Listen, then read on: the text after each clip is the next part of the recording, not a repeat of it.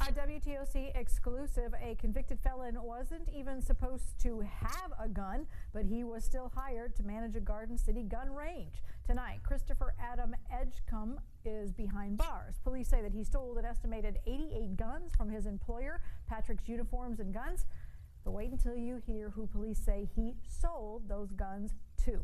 Our Connie Cooper has been investigating, and she's joining us now. So, Connie, you have been looking into this for some time now. Quite some time, since October. And now Garden City police detectives have finished up their investigation. They were able to tie up some loose ends, and they're answering questions that we have about this incredible case. Chief David Lyon says that the ATF is trying to figure out how these stolen guns ended up on the shelves of another gun store, this one on Savannah's south side.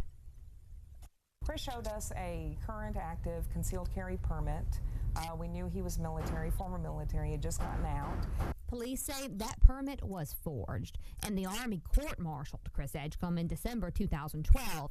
He was found guilty of going AWOL, of stealing from a store on base, and of wearing insignia that he hadn't earned. He was great. He was a great employee. People loved him. Police officers loved him. But it turns out he was a felon. According to court records, in 2010, Edgecombe pled guilty in Chatham County Superior Court to theft by receiving stolen property.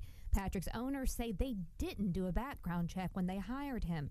They took the concealed carry permit that Edgecombe showed them as proof that he could take the job. It's been the same procedure. Never had a problem. Never had anyone falsify any documents. Edgecombe was Patrick's range manager, overseeing indoor shooting and gun sales. Police say that's not all he was doing. And also stealing the guns out the back door, selling the guns and pocketing the money. How many guns?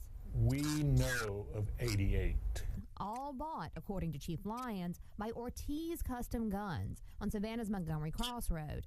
Lyons says Jim Lowry, who oversees Ortiz retail program, organized the buys. Our information says that he was buying the guns below what Patrick's would have been paying for him wholesale. So far, no charges have been filed against Lowry. Chief Lyons says he's consulting the district attorney's office on the matter.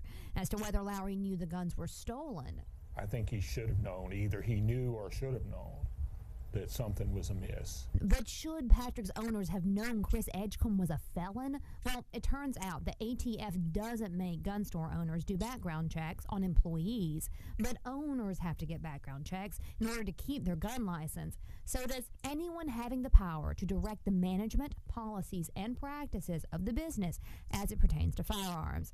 Does that apply to Edgecombe? Right now, that's not clear.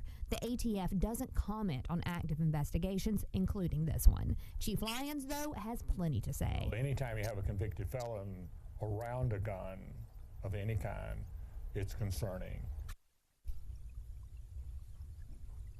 Ortiz Guns' Jim Lowry declined comment for this story. Edgecombe worked at Patrick's for about 5 months before Pat and Rick Grace discovered the theft and called police. They say that now they're running criminal background checks on all their employees, and anyone who applies for a job there in the future will also have to pass a criminal background check. This investigation is far from over. We'll stay on it and bring you any new developments. Jody? Thanks a lot.